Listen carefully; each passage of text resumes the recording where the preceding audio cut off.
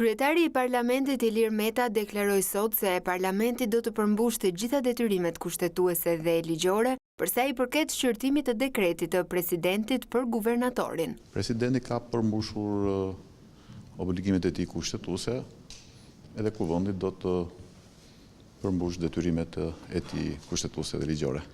Meta është takuar gjatë paradites rreth orës 11 me kryeministrin Edi Rama në selinë e kryeministrisë. I pyetur për këtë takim dhe fokusin e bisedës, ai u shpreh se nuk kishin biseduar për çështjen e guvernatorit të ri të Bankës Qendrore. Jo, për këtë çështje nuk kemi diskutuar.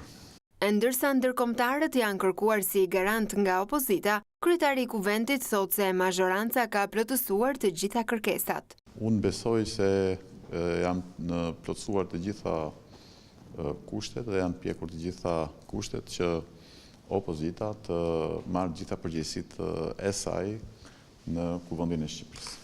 Kreu i Kuvendit theksoi se opozita nuk mund të djegë mandatet, por tani ka ardhur koha që të marrë përgjegjësitë. Ai u shpreh i hapur për miratimin e një nisme ligjore të propozuar nga opozita që synon dekriminalizimin e Kuvendit.